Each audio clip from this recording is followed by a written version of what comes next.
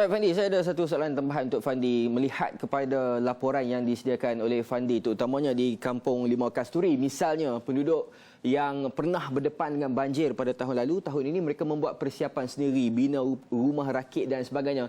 Sebenarnya apa yang mendorong mereka untuk melakukan persediaan ini? Adakah mereka nak memudahkan tugas-tugas pihak berkuasa, pihak berwajib, ataupun tidak mahu menyusahkan mana-mana pihak, atau bagaimana Fandi? Ya, benar Hans. Sudah pasti banjir tahun lepas meninggalkan satu kesan trauma kepada penduduk yang terlibat. Dan mereka pada tahun ini sudah melakukan persiapan yang sepatutnya ataupun mengambil persediaan awal bagi mengelakkan sebarang kesulitan jika berlaku banjir yang buruk pada tahun ini.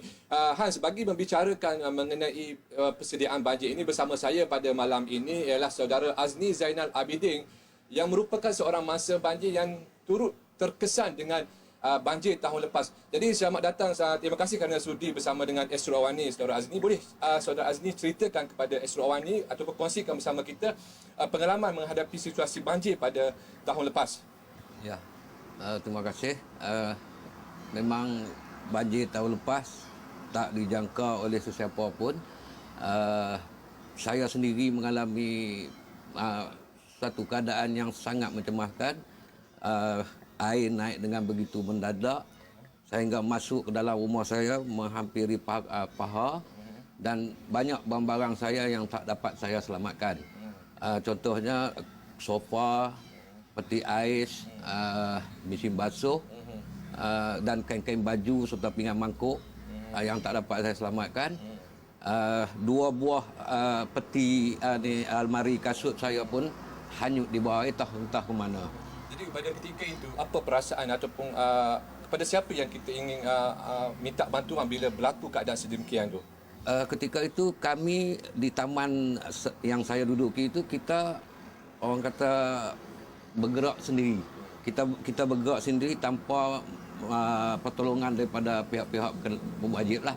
Sebab kemungkinan ada tempat lain lagi yang lebih memerlukan pihak berwajib, maka kami uruskan diri kami sendiri. Dan saya melaporkan diri saya di sekolah kebangsaan, sekolah menengah kebangsaan Pangkalan Jepara 1. Tapi memandangkan begitu ramai, hampir 4,000 orang masa tu, saya ambil keputusan, saya balik ke rumah saya duduk di rumah saya sekejap, kemudian saya berpindah ke kawasan yang agak selamat lah. Saya tinggal di surau. Okey, baik.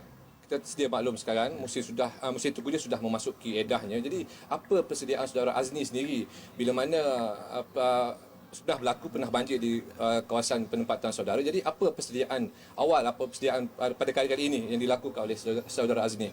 Okey, untuk tahun ini sebagai persiapan, saya dan juga jiran-jiran saya, kita dah membuat persiapan awal. Pertama, yang mana ada kereta dua melebihi sebiji, kita telah pun meletak kenderaan di tempat kawasan yang selamat.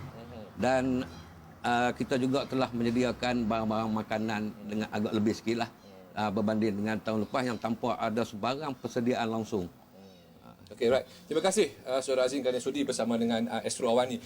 Saya kira itu saja laporan dari Kota Baru, Kelantan. Kita kembali bersama dengan Hans di studio. Silakan. Okey, baik, terima kasih Fandi, laporan dari Kota Baru Kelantan melihat kepada persiapan banjir para penduduk.